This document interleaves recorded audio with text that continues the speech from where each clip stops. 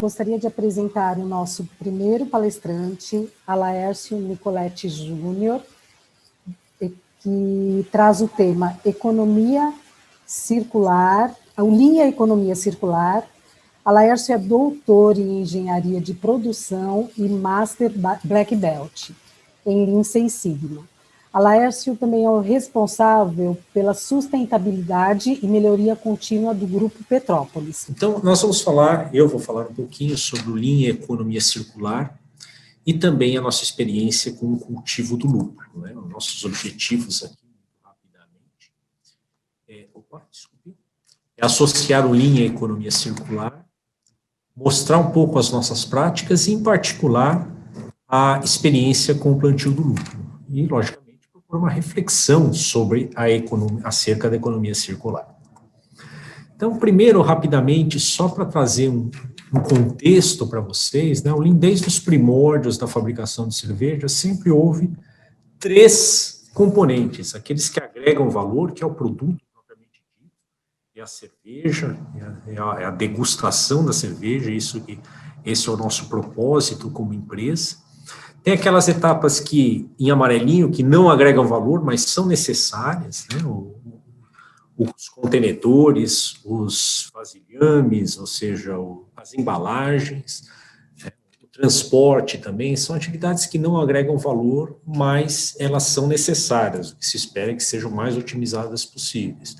E tem aquelas etapas que não agregam valor também, quando, por exemplo, você tem um tonel, um tanque furado, por exemplo, e desperdiça, né? Cai a cerveja por terra, essa não é recuperada, é desperdício. Mas a tecnologia muda, mas nós continuamos, né, até hoje com os mesmos 3 tópicos, né? O que agrega valor, que continua sendo líquido, o que não agrega valor, agora não é mais transportado pela mão, mas por tubulações, mas é necessário, então nós precisamos ter esse transporte até para ver o envase, para ver as diversas propriedades, as diversas etapas do processo, e o que não agrega valor e pode ser eliminado, como latas amassadas durante o processo, garrafas quebradas e assim por diante. Aqui a linha estava parada, estava para manutenção, mas, por exemplo, peças no meio da produção não são desejáveis, né? Isso não agrega valor e não é necessário, a gente tem que sempre buscar eliminar. Então, esses são os conceitos. E quando a gente fala em desperdício, que não agrega valor, né, nós temos 8 princípios, na verdade eram 7 no início, esses 7 primeiros, mas hoje nós temos 8 princípios, 8 desperdícios, né, por excelência. Já vou parar de falar de teoria, tá? São só essas telinhas aqui, iniciais e para contextualizá-los, tá? Que pode ser desde defeitos, né, ou produzir uma receita errada, por exemplo, e dentre os outros, não vou falar um a um, mas o que eu quero salientar é para esse 9º desperdício. Para mim, os resíduos, eles passam a assumir um papel de protagonista, um papel de desperdício importante cada vez mais. Esse aqui é o QR Code de um artigo que eu publiquei recentemente sobre esse assunto, que diz respeito não só a resíduos, o que a gente gera, o resíduo como desperdício, mas o resíduo também, no contexto do Cradle to Cradle, de erro de concepção, né? A gente cada vez mais tem que lutar por ter embalagens, por ter produtos que gerem o mínimo ou não gerem resíduos, né? Que seria o mundo perfeito, tá ok? Mas uma vez gerados, a gente tem que... Esse desperdício é mais, para mim... merece um 9º desperdício, né? Poderia ter sido encaixado até num dos 8, mas ele merece porque ele merece uma atenção, porque nós temos que ter uma atenção especial para os resíduos, porque temos que procurar eliminar o máximo possível, mas na impossibilidade, a gente dá o destino adequado a eles, né? Essa que é a função da economia, é isso que prega a economia circular, essa que é a função do Departamento de Sustentabilidade também das organizações. A cerveja, por si só, ela é feita com 4 componentes básicos, né?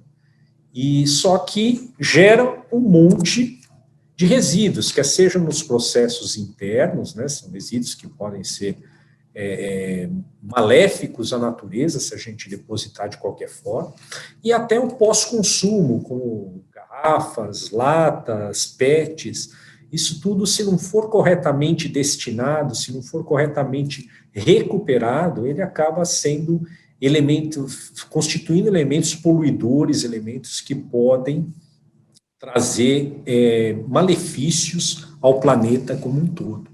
Então, a gente tem que cuidar, e cada vez mais, até no Brasil, os estados têm feito atenção especial. São Paulo foi pioneiro, né, em trabalhar com logística reversa, e hoje a gente já tem vários outros, Amazonas, Mato Grosso, dentre outros, e a tendência é justamente essa, a gente recuperar, né, as embalagens que a gente lança, né, com os nossos produtos, né, isso é muito importante, tá, essa consciência. Só que nós procuramos fazer um estudo científico, aqui está no caso das... apareceu um negócio indesejável aqui. Aqui só está para ilustrar as embalagens, mas é necessário ir além do trivial, ir além do simplesmente substituir o plástico por outro material, e sim fazer um estudo científico, verificando quais são os impactos de uma e outra solução. Tá? Eu tenho um exemplo aqui, que inclusive eu tenho verificado alguns estudos. Se você consome um copo de plástico por dia, talvez seja muito menos maléfico do que você consumir o café, a água, num copo de porcelana, porque só os produtos químicos que vão lá para você lavar, só o que você faz para limpeza e também o processo de fabricação desses componentes, talvez seja mais maléfico ao meio ambiente do que o próprio plástico. Então, a gente evita, o Shrink esses dias estava respondendo a algumas questões sobre Shrink, ele tem que ser eliminado. Sim, o ideal seria que ele fosse eliminado, mas ser eliminado por alguém que cause muito menos impacto que ele, alguém que cause menos impacto que ele, não tem impacto ambiental, não tem impacto social, não tem impacto econômico, né? Um triple bottom line aí muito muito presente. Então, o estudo científico que a gente está priorizando, nós vamos começar agora o nosso planejamento, nós estamos adotando planejando o nosso 2030, então é esse compromisso de um estudo científico de colocar exatamente a melhor solução dentro de uma economia circular que a gente visou. Nós já temos feito, no dia a dia da fábrica, nós temos feito já muitos anos que a gente trabalha com redução de variabilidade, projetos Lean Six Sigma, reduziu papelão, reduziu plásticos de toda forma. Então, aqui só a forma de cortar, ser reduzindo a variabilidade das dimensões do Shrink, por exemplo, você consegue reduzir drasticamente a quantidade de rejeitos, né, as bordas, né, que a gente tem que cortar, por exemplo. Então, começa aí, né, começa dentro da empresa essa preocupação em não estar gerando, ou está gerando cada vez menos rejeitos, cada vez menos desperdícios em nossas linhas de produção, que é bom economicamente, mas sobretudo também, né, não sobretudo, né, mas também para o ambiente. Outros, logicamente, também temos estudos de embalagens, de produtos finais, cada vez a gente vai ver um exemplo de produto final ao final da apresentação nossa, que fala justamente em ter produtos finais responsáveis, produtos finais também, né, cervejas feitas com o nosso lúpulo, por exemplo, né, que trazem bastante benefício, inclusive na pegada de carbono nossa.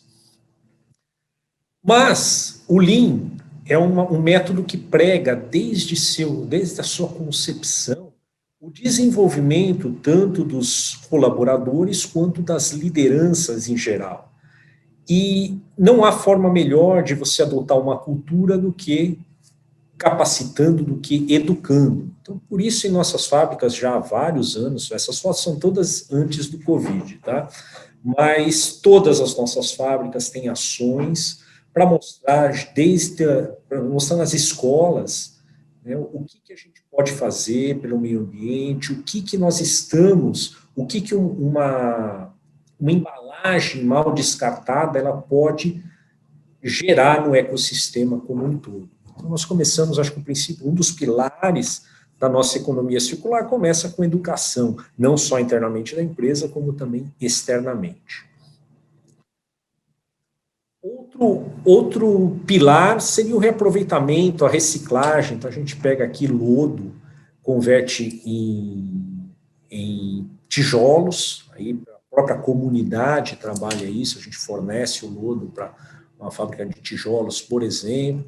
Os nossos uniformes, depois de usado, nós tiramos o logo e oferecemos para presídios, né, entregamos em presídios para que o pessoal possa trabalhar com elas. Tá? Os pallets, papelão, PETs, tudo vira novo ciclo, não só no contexto ambiental, mas também no social, né? A gente permite que pessoas possam trabalhar com, gerando benefícios econômicos para elas também. Também temos a nossa empresa de plástico, ela faz a reciclagem, chega a garrafeira, ela passa por todo o processo, é triturada dentro da nossa fábrica, e é reciclada e vira novamente garrafeiras, logicamente que num percentual permitido que obedeça às especificações do produto.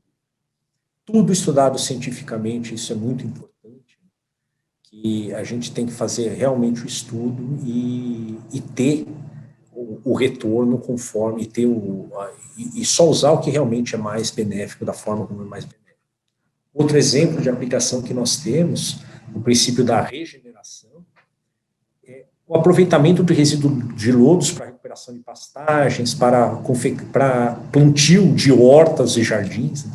Isso também tem sido bastante usado em nossas unidades fabris.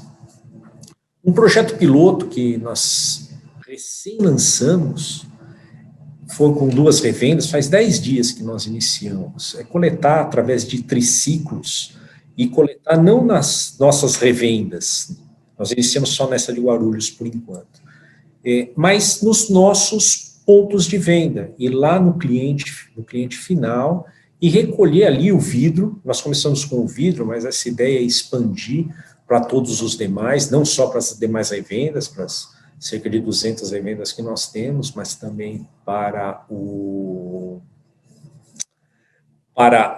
outros tipos de resíduos, como plástico, por que não? E o que a gente tem feito é a coleta, a conscientização dos pontos de venda e a coleta. Esse projeto, nos primeiros 3 dias, rendeu 1,57 toneladas de vidro. A nossa meta é 28 toneladas por mês, quase 1 tonelada por dia em cada uma das revendas.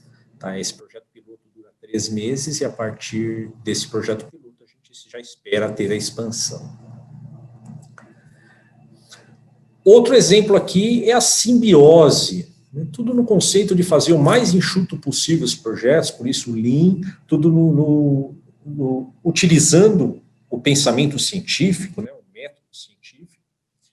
E outro exemplo de aplicação é a simbiose,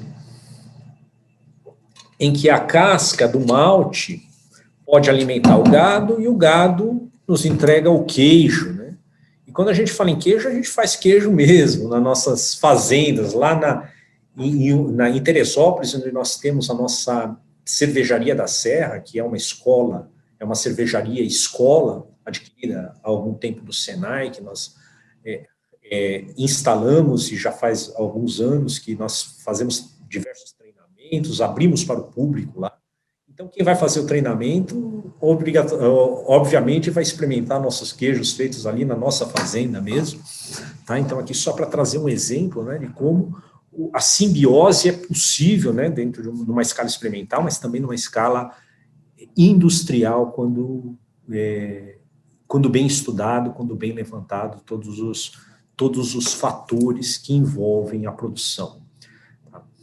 Falando um pouquinho da escola, só aproveitando o slide, e também nesse conceito, a gente está disponibilizando, através da Serve Brasil, nossa entidade, os treinamentos, tanto da escola de gestão, quanto da escola de cervejaria, para todo o ecossistema, né? Nós temos uma iniciativa que já fizemos, né, nós, Grupo Petrópolis, já fizemos em algumas microcervejarias, mas a gente está disponibilizando para através do Ministério da Agricultura, a gente está disponibilizando para todo o Brasil em 2021, por exemplo, não só nós, mas tem outros participantes, né, as entidades de classe em geral, no mercado de bebidas.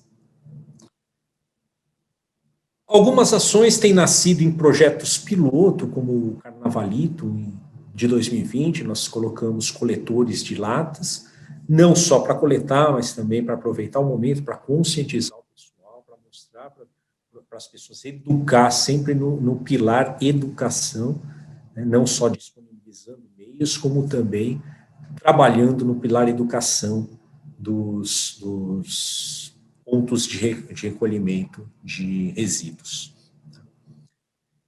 Então, aqui alguns números, né, só para mostrar a evolução que nós tivemos de 2011 a 2020, agora nós estamos já entrando no ciclo 2021-2030, novos compromissos serão divulgados em breve, estamos trabalhando nisso, mas o consumo de água a gente reduziu em mais de 1 litro o consumo de água para cada litro de cerveja que nós produzimos.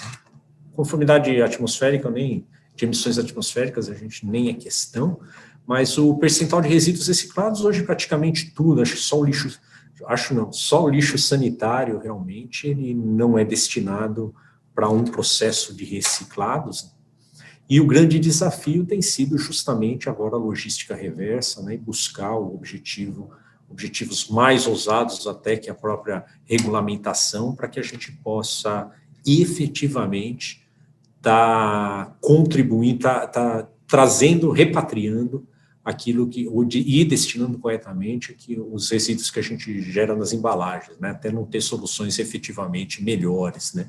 O vidro é um bom exemplo, obviamente, quando a gente fala de resíduos, porque o vidro, 1 quilo de vidro, ele gera 1 quilo de garrafa, né, de vidro em garrafa, então ele é totalmente reciclável, né? Obviamente que tem energia, tem um monte de outros tópicos que também tem que ser estudados para que a gente tenha um processo propriamente limpo, né? Então, vejam que eu bati muito na tecla do pensamento científico, do método científico, que não basta, vou trocar o plástico por um outro produto, precisa ver se esse outro produto, na cadeia como um todo, não vai gerar mais problemas para a sociedade, para o ambiente. Por último, né, que seria, inclusive, a fala do nosso diretor, que é o grande pai desse projeto, na verdade foi a pessoa que sonhou esse projeto e colocou em prática, né? Ninguém como ele para falar sobre isso, mas recentemente nós lançamos no mercado a Brasa Hops, né, uma cerveja feita 100% com o nosso lúpulo. Nós somos um dos pioneiros em trabalhar com lúpulo em uma escala maior, em termos de lúpulo. Nós trabalhamos com Embrapa há muito tempo, lá em Teresópolis, a terra mostrou-se viável, o clima mostrou-se viável, a gente começou a plantar num espaço pequeno, foi ampliando, agora já saiu mais de 2.000 garrafas nessa produção. Então, o lúpulo, ele reduz, né, tem só todos os aspectos econômicos que estão associados a ele, a importação, nós temos também taxas. Agora, o mais importante de tudo isso, né, que temos aqui para esse escopo, é redução, inclusive, de pegada de carbono, né? Ao não trazer de uma Alemanha, por exemplo, lúpulo, a gente está reduzindo custos de emissão de gás, de gases, né, ou de consumo de energia fóssil por navios, por caminhões, e essa plantação aqui, ela não chega a 1 quilômetro do fabrico, né, da onde ele vai ser consumido. Então, quer dizer, você tem economias só em emissões, independente, mesmo que fosse elétrico, tem o custo e a nocividade do elétrico, o ideal é não ter transporte, né? Então, a gente está reduzindo ao mínimo aí nesse contexto além de estar trazendo para o Brasil uma nova oportunidade. Aí logicamente, tem outros estudos, tem muita gente trabalhando nisso agora, mas a gente, só com a Embrapa, desenvolvemos mais de 10 modalidades de lúpulo, né, aqui, que são praticáveis aqui no Brasil. Eu vou passar, se vocês me permitirem, passar um videozinho de 1 minutinho, que é a fala do nosso diretor, falando sobre a Brasa Hops. Só um segundinho, prometo não, espero que não esteja cansativo. Vamos lá. O Grupo Petrópolis está sempre cobrando que criatividade e inovação aberta sejam valores que a gente traz dentro da nossa gestão. Acabou de lançar no mercado a Brasa Hops, que é uma cerveja German Pilsen, feita com lúpulo 100% da fazenda de Teresópolis. Um projeto que nasceu em 2017, quando a gente, no lançamento do Centro Cervejeiro da Serra, e desde então a gente começa a acreditar bastante que esse seria um caminho importante para o agronegócio, para a capilaridade econômica e para um produto que a gente tem total dependência com importação externa, que é o lúpulo, um dos maiores protagonistas dos estilos especiais de cerveja do país. Percebam, pessoal, que a nossa fala sempre tem o aspecto econômico, sempre associado, né, ao ambiental, ao social, sempre associando o aspecto econômico disso tudo. Quer dizer, a economia circular, ela é rentável, ela pode ser, ela deve ser trabalhada como estudo científico e ela deve gerar riquezas também para a organização, tá ok? Então, termino com uma frase, né? Qualidades que levam ao sucesso, que são a coragem, perseverança, capacidade de sonhar e persistir. Acho que começamos, né, a economia circular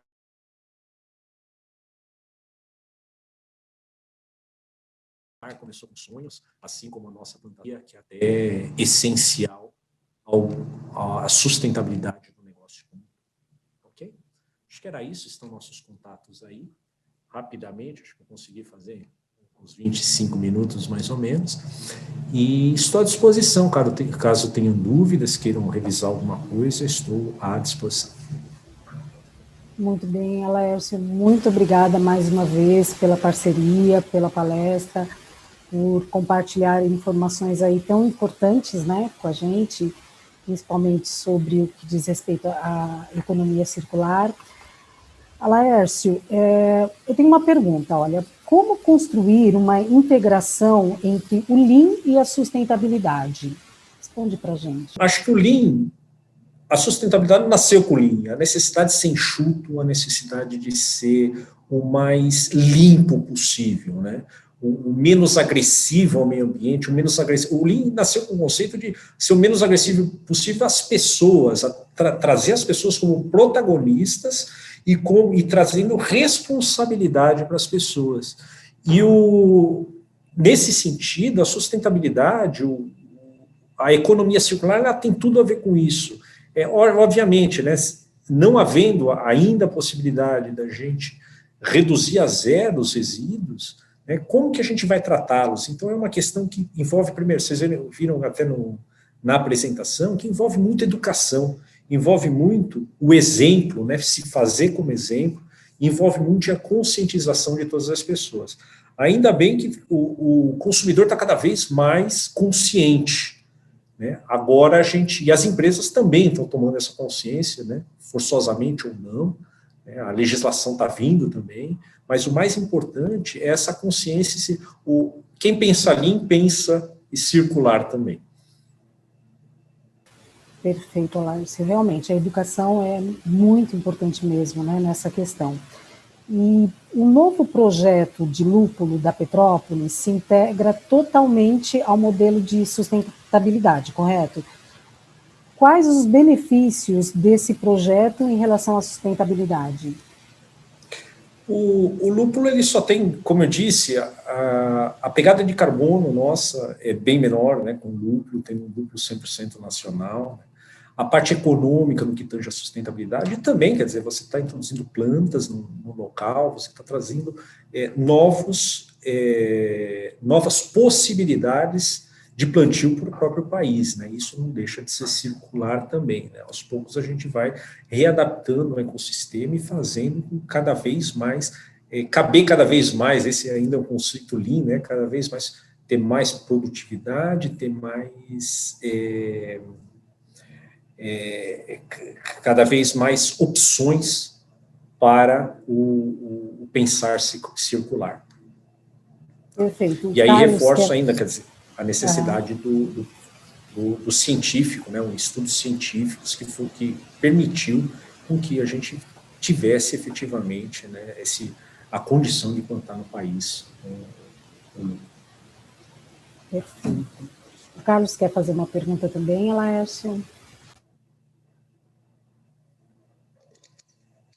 Está no mudo, Carlos.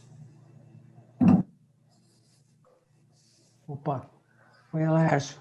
Em primeiro lugar, parabéns pela palestra e só para te falar, tem um pessoal aqui no chat, a Tati Castanheira, Wilson Pazotto, Reinaldo Lima, Ademir Carlos Guerreta, todos dando os parabéns para vocês, dizendo que foi uma palestra bem esclarecedora.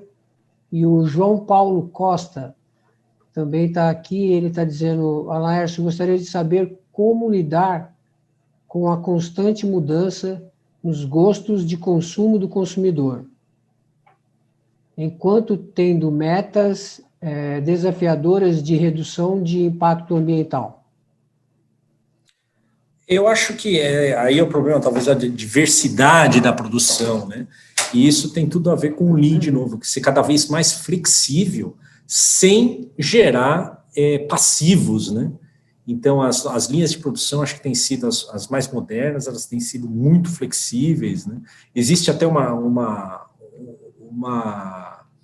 a micro cervejaria, até ela incentiva isso, né? Que ela permite que você faça bateladas menores e experimente os produtos. A nossa escola de cerveja, a Cervejaria da Serra, ela permite que a gente faça produtos e trabalhe com eles, faça experimentos, entenda primeiro como que ele funciona, para então lançar no mercado.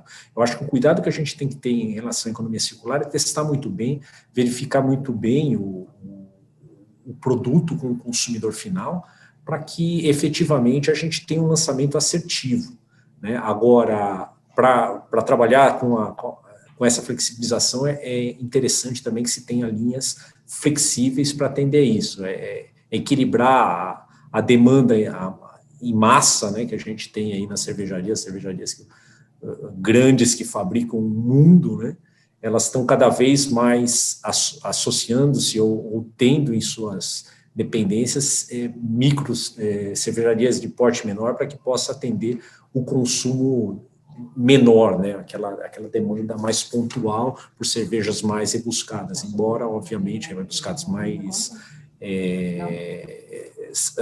com sabores diferentes, com experimentos diferentes, né, com produtos, até com componentes diferentes. Mas, obviamente, que a produção em massa, ela continua nas pilsens, nas cervejas que realmente fazem as marcas, vamos assim dizer. Agora, sobre a escala industrial, você tem alguma... Então, agora nós estamos expandindo a cada safra, a gente tem expandido mais a nossa área de atuação, né? E com o desenvolvimento em conjunto com o Embrapa das variedades de lúpulo, né? Eles já estão sendo disponibilizados em breve para o mercado, né? Esse experimento que a gente fez, né, nada mais do que prova porque ele é viável e em escala maior. E cada vez mais, cada nova safra, a gente está expandindo. Nós pretendemos, né, investir nesse âmbito aí de crescer a produção de lúpulo nacional. Perfeito, Laércio, muito obrigada pela palestra, por compartilhar as informações, bem bacana. Se tiver mais perguntas, a gente passa para você depois e respondemos, então, para a nossa audiência, tá ok? Tá joia. Muito obrigada mais uma vez pela atenção. Espero ter agregado valor para vocês. Muito obrigado. Tchau. Com certeza, Laércio. Muito obrigada mesmo.